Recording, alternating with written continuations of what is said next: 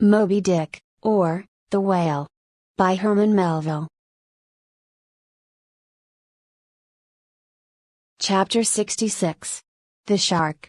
When in the southern fishery, a captured sperm whale, after long and weary toil, is brought alongside late at night, it is not, as a general thing at least, customary to proceed at once to the business of cutting him in.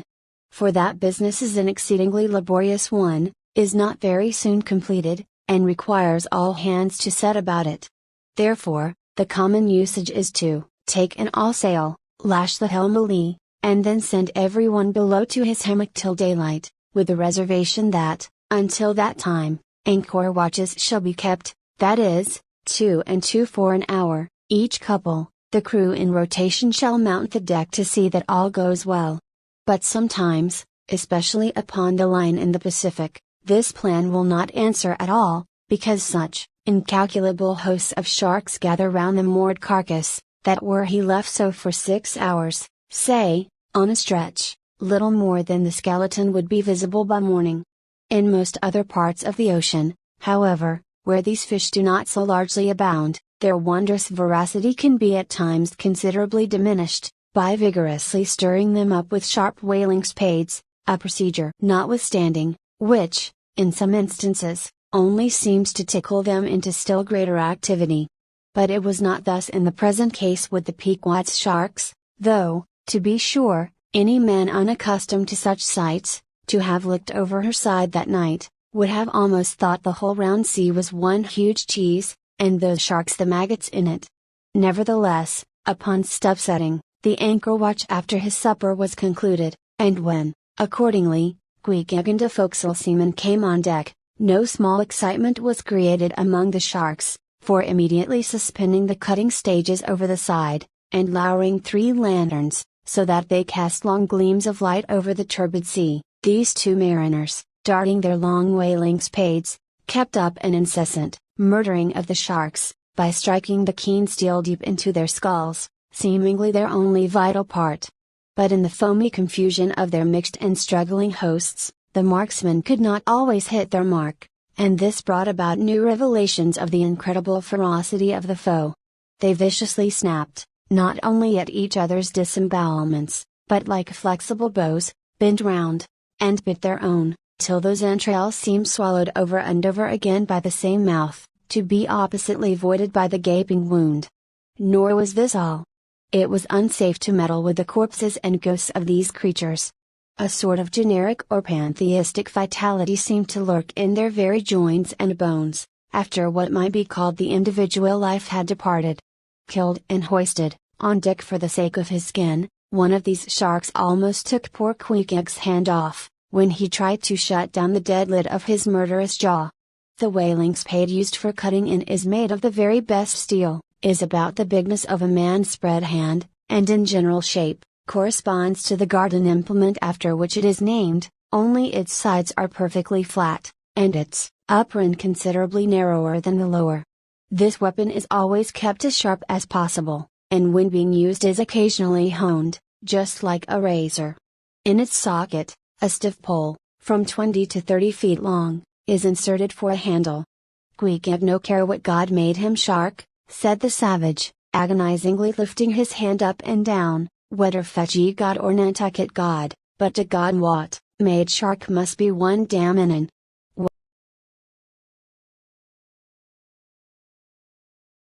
Chapter 67. Cutting in. It was a Saturday night, and such a Sabbath as followed. Ex officio professors of Sabbath breaking are all whalemen. The ivory Pequod was turned into what seemed a shamble, every sailor a butcher. You would have thought we were offering up 10,000 red oxen to the sea gods. In the first place, the enormous cutting tackles, among other ponderous things comprising a cluster of blocks generally painted green, and which no single man can possibly lift, this vast bunch of grapes was swayed up to the maintop and firmly lashed to the lower masthead, the strongest point anywhere above a ship's deck. The end of the hawser-like rope winding through these intricacies, was then conducted to the windlass, and the huge lower block of the tackles was swung over the whale. To this block the great blubber hook, weighing some 100 pounds, was attached. and now suspended in stages over the side. Starbuck and Stubb, the mates, armed with their long spades, began cutting a hole in the body for the insertion of the hook just above the nearest of the two side fins. This done, a broad, semicircular line is cut round the hole, the hook is inserted, and the main body of the crew, striking up a wild chorus, now commence heaving in one dense crowd at the windlass. When instantly, the entire ship careens over on her side, every bolt in her starts like the nail-heads of an old house in frosty weather. She trembles, quivers, and nods her frighted mastheads to the sky. More and more she leans over to the whale, while every gasping heave of the windlass is answered by a helping heave from the billows, till at last, a swift, startling snap is heard. With a great swash the ship rolls upwards and backwards from the whale, and the triumphant tackle rises into sight, dragging after it the disengaged semicircular end of the first strip of blubber. Now as the blubber envelopes the whale precisely as the rind does an orange, so is it stripped off from the body precisely as an orange is sometimes stripped by spiralizing it.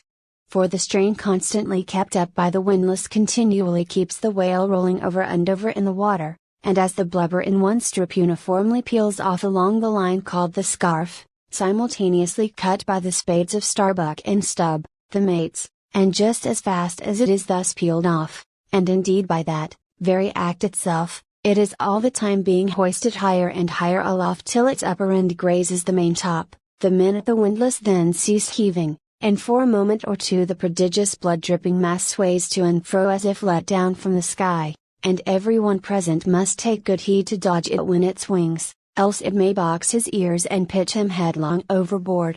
One of the attending harpooners now advances with a long, keen weapon called a boarding sword, and watching his chance he dexterously slices out a considerable hole in the lower part of the swaying mass. Into this hole, the end of the second alternating great tackle is then hooked so as to retain a hold upon the blubber, in order to prepare for what follows. Whereupon, this accomplished swordsman, warning all hands to stand off, once more makes a scientific dash at the mass, and with a few sidelong, desperate, lunging slicings, severs it completely in twain, so that while the short lower part is still fast, the long upper strip, called a blanket piece, swings clear, and is all ready for lowering. The hovers forward now resume their song, and while the one tackle is peeling and hoisting a second strip from the whale, the other is slowly slackened away, and down goes the first strip through the main hatchway right beneath, into an unfurnished parlor called the blubber room. Into this twilight apartment sundry nimble hands keep coiling away the long blanket piece as if it were a great live mass of plaited serpents. And thus the work proceeds, the two tackles hoisting and lowering, simultaneously, both whale and windlass heaving, the hovers singing, the blubber room gentlemen coiling, the mates scarfing, the ship straining, and all hands swearing occasionally, by way of assuaging the general friction.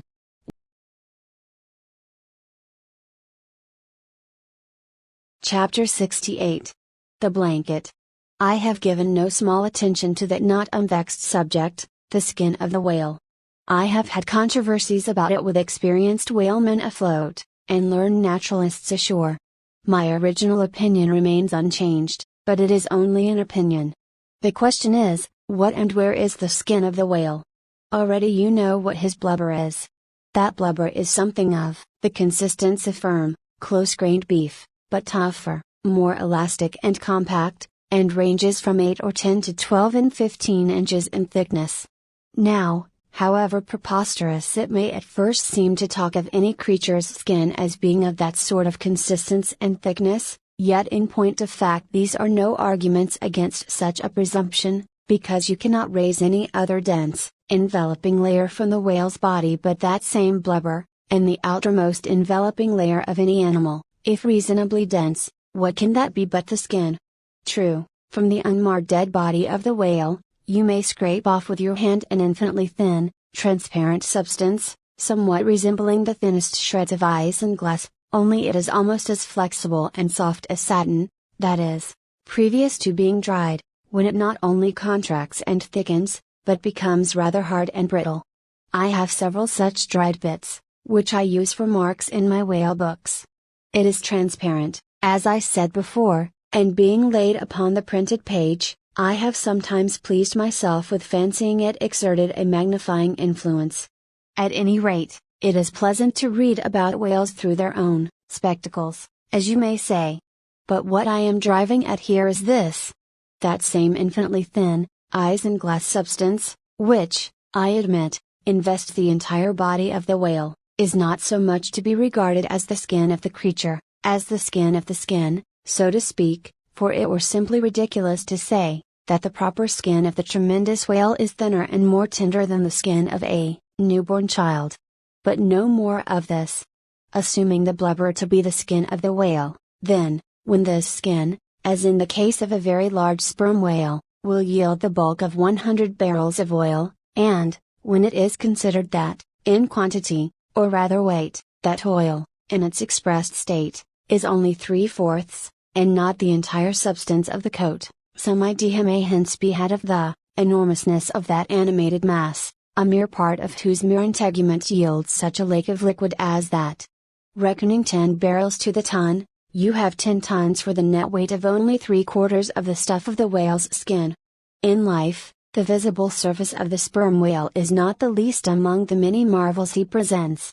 Almost invariably it is all over obliquely crossed and recrossed with numberless straight marks in thick array, something like those in the finest Italian line engravings. But these marks do not seem to be impressed upon the isinglass substance above mentioned, but seem to be seen through it, as if they were engraved upon the body itself. Nor is this all. In some instances, to the quick, observant eye, those linear marks, as in a veritable engraving, but afford the ground for far other delineations. These are hieroglyphical, that is, if you call those mysterious ciphers on the walls of pyramids hieroglyphics, then that is the proper word to use in the present connection. By my retentive memory of the hieroglyphics upon one sperm whale in particular, I was much struck with a plate representing the old Indian characters chiseled on the famous hieroglyphic palisades on the banks of the upper Mississippi. Like those mystic rocks, too, the mystic marked whale remains undecipherable. This allusion to the Indian rocks reminds me of another thing. Besides all the other phenomena which the exterior of the sperm whale presents, he not seldom displays the back, and more especially his flanks, effaced in great part of the regular linear appearance, by reason of numerous rude scratches, altogether of an irregular, random aspect. I should say that those New England rocks on the sea-coast, which Agassiz imagines to bear the marks of violent scraping contact with vast floating icebergs, I should say, that those rocks must not a little resemble the sperm whale in this particular. It also seems to me that such scratches in the whale are, probably made by hostile contact with other whales, for I have most remarked them in the large, full-grown bulls of the species. A word or two more concerning this matter of the skin or blubber of the whale. It has already been said, that it is stripped from him in long pieces, called blanket pieces. Like most sea terms, this one is very happy and significant. For the whale is indeed wrapped up in his blubber as in a real blanket or counterpane, or, still better, an Indian poncho slipped over his head, and skirting his extremity. It is by reason of this cozy blanketing of his body, that the whale is enabled to keep himself comfortable in all weathers, in all seas, times, and tides. What would become of a Greenland whale, say, in those shuddering, icy seas of the north, if unsupplied with his cozy surtout? True, other fish are found exceedingly brisk in those Hyperborean waters, but these, be it observed, are your cold-blooded, lungless fish, whose very bellies are refrigerators, creatures, that warm themselves under the lee of an iceberg, as a traveler in winter would bask before an end fire, whereas, like man, the whale has lungs and warm blood. Freeze his blood, and he dies.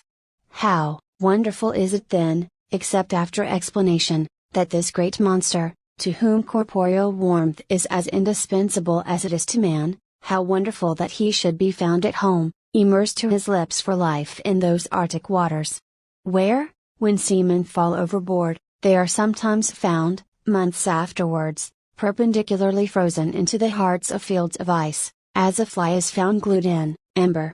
But more surprising is it to know, as has been proved by experiment, that the blood of a polar whale is warmer than that of a Borneo negro in summer. It does seem to me, that herein we see the rare virtue of a strong individual vitality, and the rare virtue of thick walls, and the rare virtue of interior spaciousness. O man! Admire and model thyself after the whale. Do thou, too, remain warm among ice. Do thou, too, live in this world without being of it. Be cool at the equator, keep thy blood fluid at the pole. Like the great dome of St. Peter's, and like the great whale, retain, O man, in all seasons a temperature of thine own. But how easy and how hopeless to teach these fine things. Of erections, how few are domed like St. Peter's. Of creatures, how few vast is the way. Chapter 69. The Funeral. Haul in the chains. Let the carcass go astern. The vast tackles have now done their duty. The peeled white body of the beheaded whale flashes like a marble sepulchre, though changed in hue, it has not perceptibly lost anything in bulk. It is still colossal.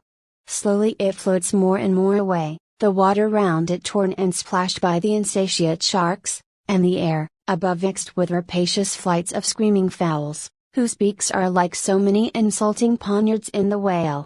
The vast white headless phantom floats further and further from the ship, and every rod that it so floats, what seems square roods of sharks and cubic roods of fowls, augment the murderous din. For hours and hours from the almost stationary ship that hideous sight is seen.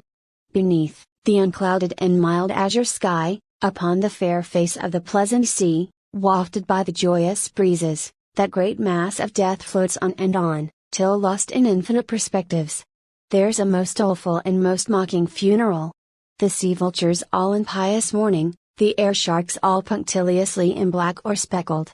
In life but few of them would have helped the whale, I ween, if, peradventure he had needed it, but upon the banquet of his funeral they most piously do pounce. Oh, horrible vulturism of earth! From which not the mightiest whale is free. Nor is this the end. Desecrated as the body is, a vengeful ghost survives and hovers over it to scare.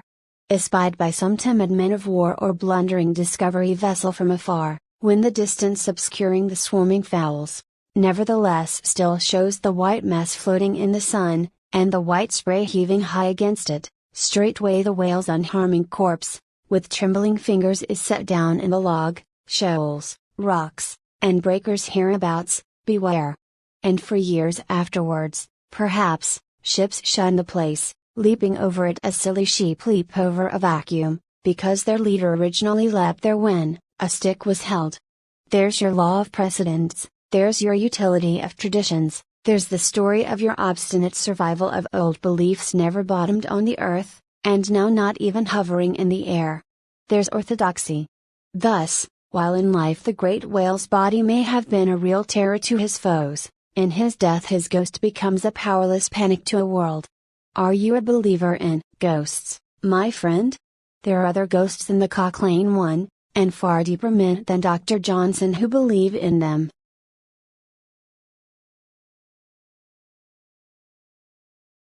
Chapter 70. The Sphinx. It should not have been omitted that previous to completely stripping the body of the Leviathan, he was beheaded. Now, the beheading of the sperm whale is a scientific anatomical feat, upon which experienced whale surgeons very much pride themselves, and not without reason. Consider that the whale has nothing that can properly be called a neck, on the contrary, where his head and body seem to join, there, in that very place, is the thickest part of him. Remember, also, that the surgeon must operate from above, some 8 or 10 feet intervening between him and his subject, and that subject almost hidden in a discolored, rolling, and oftentimes tumultuous and bursting sea. Bear in mind, too, that under these untoward circumstances he has to cut many feet deep in the flesh, and in that subterraneous manner, without so much as getting one single peep into the ever-contracting gash thus made, he must skillfully steer clear of all adjacent, interdicted parts, and exactly divide the spine at a critical point hard by its insertion into the skull. Do you not marvel, then, at Stubbs' boast, that he demanded but 10 minutes to behead a sperm whale? When first severed, the head is dropped astern and held there by a cable till the body is stripped. That done, if it belong to a small whale, it is hoisted on deck to be deliberately disposed of. But, with a full-grown leviathan this is impossible, for the sperm whale's head embraces nearly 1/3 of his entire bulk, and completely to suspend such a burden as that, even by the immense tackles of a whaler, this were as vain a thing as to attempt weighing a Dutch barn in jeweler's scales. The Pequod's whale being decapitated and the body stripped, the head was hoisted against the ship's side, about halfway out of the sea, so that it might yet in great part be buoyed up by its native element. And there with the strained craft steeply leaning over to it, by reason of the enormous downward drag from the lower masthead, and every yardarm on that side projecting like a crane over the waves, there, that blood-dripping head hung to the Pequod's waist like the giant Holofernes's from the girdle of Judith. When this last task was accomplished it was noon, and the seamen went below to their dinner. Silence reigned over the before tumultuous but now deserted deck. An intense copper calm, like a universal yellow lotus, was more and more unfolding its noiseless measureless leaves upon the sea. A short space elapsed, and up into this noiselessness came Ahab alone from his cabin. Taking a few turns on the quarter-deck, he paused to gaze over the side, then slowly getting into the main chains he took Stubb's long spade, still remaining there after the whale's decapitation, and striking it into the lower part of the half-suspended mass, placed its other end crotchwise under one arm, and so stood leaning over with eyes attentively fixed on this head. It was a black and hooded head, and hanging there in the midst of so intense a calm, it seemed the sphinxes in the desert. "Speak, thou vast and venerable head," muttered Ahab, which, though ungarnished with a beard, yet here and there kissed hoary with mosses. "Speak, mighty head, and tell us the secret thing that is in thee. Of all divers, thou hast dived the deepest. That head upon which the upper sun now gleams, has moved amid this world's foundations. Where unrecorded names and navies rust, and untold hopes and anchors rot, where in her murderous hold this frigate earth is ballasted with bones of millions of the drowned, there, in that awful waterland, there was thy most familiar home. Thou hast been where belle or diver never went, hast slept by many a sailor's side, where sleepless mothers would give their lives to lay them down. Thou saw'st the locked lovers when leaping from their flaming ship, heart to heart they sank beneath the exulting wave, true to each other, when heaven seemed false to them.